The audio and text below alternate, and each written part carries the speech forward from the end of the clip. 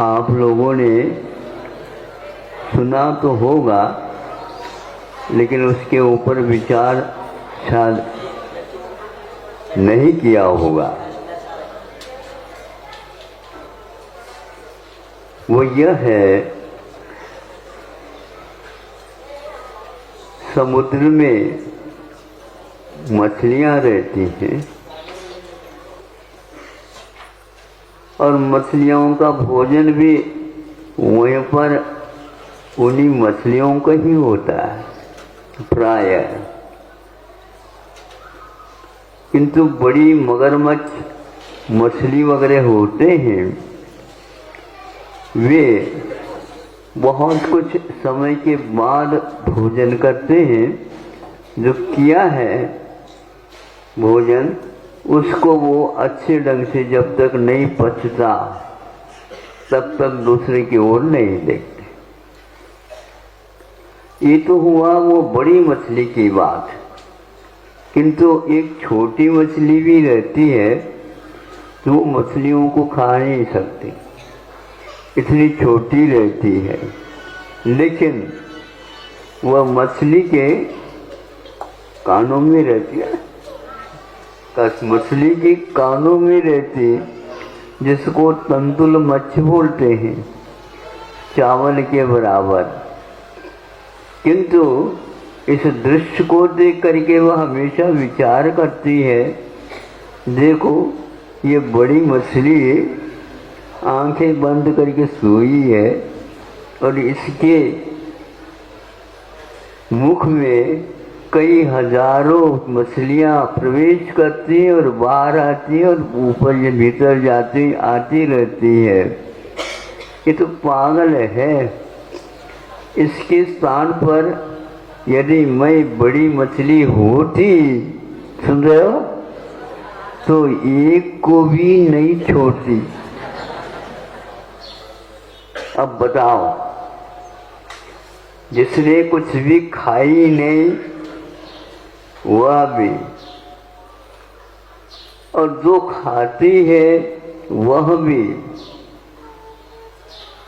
नरक गति में जाते हैं। किंतु सप्तम पृथ्वी में जाकर के जब दोनों पंचेंद्रिय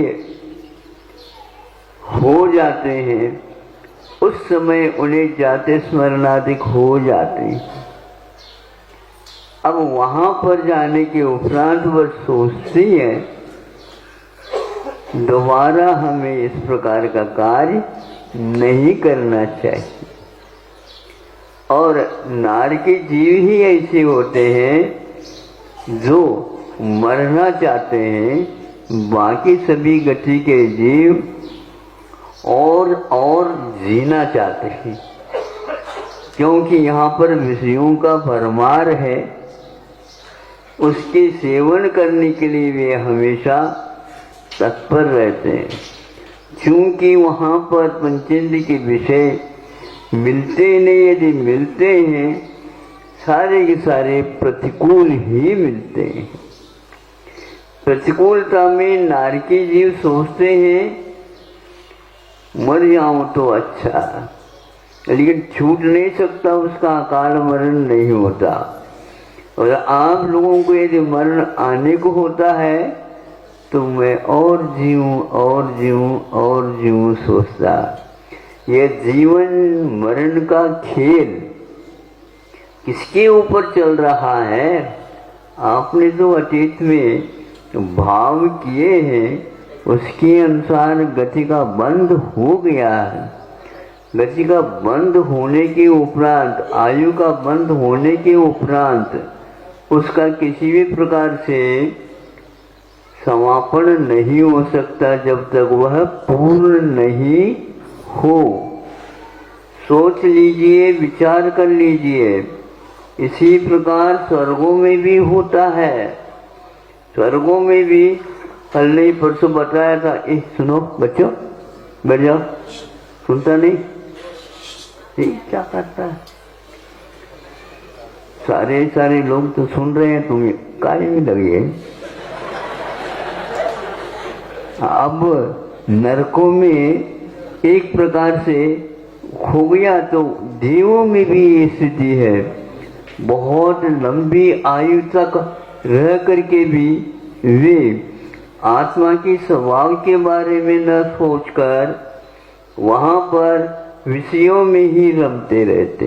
एक को विषय नहीं मिलते, इसलिए मरण की इच्छा कर रहा है, और ऊपर वाले अभी छूटे नहीं तो अच्छा, अभी छूटने लग जाता है, उस समय वो रोता है। सुन रहे हो? नरकों में हमेशा हमेशा रोता रहता है, तो स्वर्गों में अंत समय में 6 महीने में रोने लग जाता है। ये सारा वैभव हमारा छूट रहा है। सारा का सारा परिवार, वहां पर परिवार नहीं रहते हुए भी आगे पीछे के भोग में जो होने वाले या हो गए हैं उनके बारे में सोचता रहता है। वैचित्र यह कर्मों का है, वैचित्र उस आयु का है जो उस क्षेत्र में जाकर के उसको छोड़ देता है जहाँ से आने में देरी है, लेकिन जब पक्की हो जाती है बात तो कुछ भी अच्छा नहीं लगता। ये कुछ भी अच्छा नहीं लगना ज्ञान की दशा में होना चाहिए, तो वह कर्म की निर्जरा के लिए कारण होता है, किंतु ज्ञान के नहीं, अज्ञान के कारण हम उसको और बनाए रखना चाहते हैं। इसको आप भूल जाओ। किसी को रोग से मरण होता है, किसी को कोई रोग नहीं था फिर भी मरण करना पड़ता है। बड़े बड़े महापुरुष हुए हैं, दीर्घ संगन का उदय रहता है और उनको कभी रोग प्राय करके नहीं होते, लेकिन फिर भी इन लोगों का अकाल मरण भी होता है। भावों में एक ऐसा चक्र रहता है जिनके कारण दीर्घ संगन होते हुए भी यूं ही मरण को प्राप्त हो जाता है।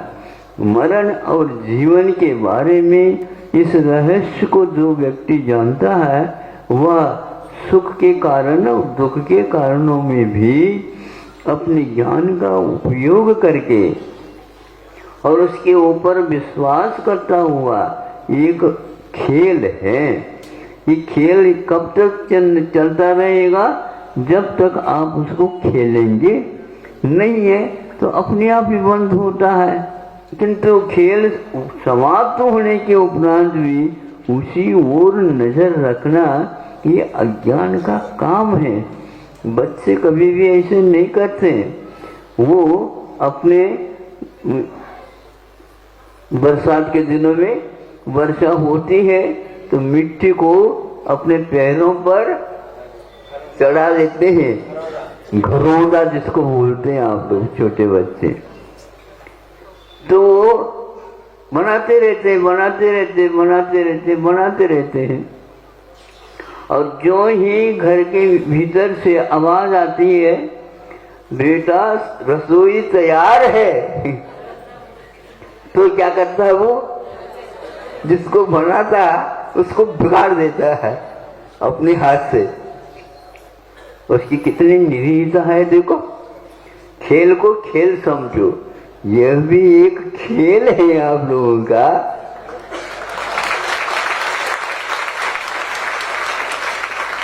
है क्या नहीं खेल? लेकिन इसको कोई खेल समझता ही नहीं। रोते हुए बैठ जाते हैं, जाने वाला भी और जिसका जाने वाला है वो भी। ये जा रहे हैं। जाने वाला कहता है कि मुझे इसको छोड़ करके जाना पड़ रहा है। इस प्रकार आप लोगों की कितने बार जन्म हुए और कितनी बार मरण हुए, इसकी गिनती भगवान भी नहीं कर सकते। इतने भव हो गए। अब तो कम से कम और एक भव मिले ऐसी इच्छा मत रखो।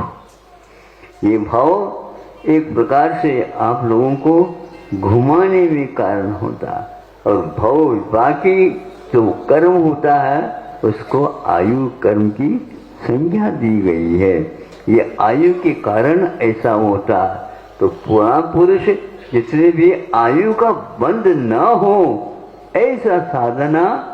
ऐसी साधना हमेशा हमेशा करते हैं। ये ज्ञानियों का कर्तव्य मौन रूप से इस चित्रण को वो देखते रहते हैं, क्यों तो आप लोग उसमें रच पच जाते हैं। रचना और पचना एक प्रकार से अज्ञान का प्रतीक होता है, चाहे वह सुख हो चाहे वह दुख हो, वह सारे के सारे कर्मों के अनुसार होते हैं। इस रील को हमेशा हमेशा हमें देखते रहना चाहिए। ये रील है, ये भी रील ले रहा, मैं भी ले रहा हूँ। स्वयं अपना जीवन भी एक फिल्म है और उसमें चित्र हैं। उन चित्रों को देखते रहो, जब वह पूर्ण हो जाता है क्या कहते हैं, शांत रहा। भूलने का साले संपले अब वहां पर केवल पर्दा रहता है और कुछ नहीं रहता। उस पर्दे को देखो, पर्दे को देखने के लिए इसने पैसे खर्च किए थे क्या? नहीं। उसी प्रकार यह जब बंद हो जाता है उस समय समझता है कि अब समाप्त हो गया। ज्ञानी लोग अपने आप ही समझते रहते हैं। एक एक फिल्म, एक एक आयु कर्म के निषेक चली जाते रहते हैं। रुकने का नाम ही नहीं। जीवन में केवल मरण ही रहता है, क्योंकि आयु कर्म का क्षय होता रहता। उसको नया कुछ मिलने वाला नहीं। जब मिलेगा तो ये नहीं रहेगा। और जब यह नहीं, जब तक रहता है तब तक जो बंध रहा है वह हृदय में नहीं आ सकता, क्योंकि फिल्म अनेक प्रकार के हैं। एक का पूर्ण होना, फिर दूसरे का चालू होना, ये वैचित्र है। वहां एक प्रकार से इतने जोर से चलता बताते हैं फिल्म कि कम से कम एक फिल्म उदय में आ जाता है तो कम से कम 16 बार यदि आता है तो उसमें क्या होता है, जैसे भाग रहे हैं, भागते कुछ है ही नहीं, बोल रहे हैं, बोलते कुछ है ही नहीं एक फिल्म में, किंतु वह जब भागता रहता है तब लगता है कि यह चित्र चल रहा है, किंतु वस्तुतः ये नियम नहीं है। आम लोगों का भी ऐसा ही पड़ा रह जाता है। सब लोग उसके चारों ओर बैठ करके रोने लग जाते हैं और ऊपर वह देख रहा है, देखो ये कितने हैं, हम तो यहाँ पर आ गए। कभी आप लोगों ने सोचा, आप उनके बारे में तो सोचते रहते हो, वो आपके बारे में क्या सोच रहा है यही आपको ज्ञात नहीं। सब लोग रम जाते हैं और यहाँ पर जो बैठे हैं उनका सब छूट रहा है, वही याद आ रहा है। इस नश्वरता के बारे में आप लोगों को समझना चाहिए कि नश्वरता प्रति समय नष्ट ही हो रहा है, उसमें नए सिरे से कुछ जुड़ नहीं रहा है। क्योंकि फिल्म 3 घंटे का है तो 3 ही घंटे का है, उसको वापस ले नहीं सकते। उसी प्रकार आप लोगों का भी जीवन या व्यतीत हो रहा है, उसको वापस ला नहीं सकते। इसलिए आप लोग इसको बहुत समझदारी के साथ खर्च करो। खर्च करने की बात ही नहीं है, खर्च होता ही जा रहा है और आपको उस संबंधी हमेशा हमेशा रकम का मतलब धन लगाना ही पड़ता है और लगाना ही चाहिए। उस लगाने से पूर्व में आपको जो अर्जित किया है उसको बड़ी सावधानी के साथ वैसे जैसे खर्च करना नहीं चाहते, उसी प्रकार के आयु कर्म के क्षणों को बेकार खर्च नहीं करना चाहिए। आप लोग टाइम पास करते हैं। टाइम पास का अर्थ क्या होता है? बोरियत हो गई है, नहीं समझे, मन नहीं लग रहा है, इसलिए और किसी काम में लगा देना, ये ठीक नहीं है। ज्ञानी लोग इसको लग तो रहा है, वो चल रहा है, इसका उपयोग करो। उपयोग करने वाला व्यक्ति एक क्षण में भी इतना अर्जन कर सकता है, उसका ठिकाना नहीं होता।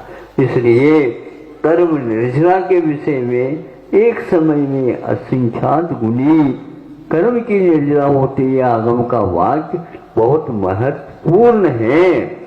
एक उवासी लेते समय जो क्षण होते उसमें असंख्यात गुणी कर्म की निर्जरा आप कर सकते हैं। इसीलिए धर्म ध्यान किया जाता है। धर्म ध्यान करने का उद्देश्य क्या है बताओ? हाँ, पंचेंद्र के विषयों को मांग करने के लिए नहीं है ये, किंतु इसमें कोई तथ्य नहीं है, किंतु सार रहित है। ये जान करके प्रत्येक क्षण जो कर्म का उदय आ रहा है, महाराज क्या करें, कभी कभी मन लगता है और कभी कभी बोलो नहीं लगता। तो कहाँ लगता है बताओ? कहीं खुट्टी है जिसमें वो लग रहा है, हाँ? लटका हुआ है, लगता है तो कहाँ लगता? कहीं न कहीं लगता रहता है, इन्हें उसी को वह देखता रहता है। इसी का नाम दुर्ध्यान माना जाता है।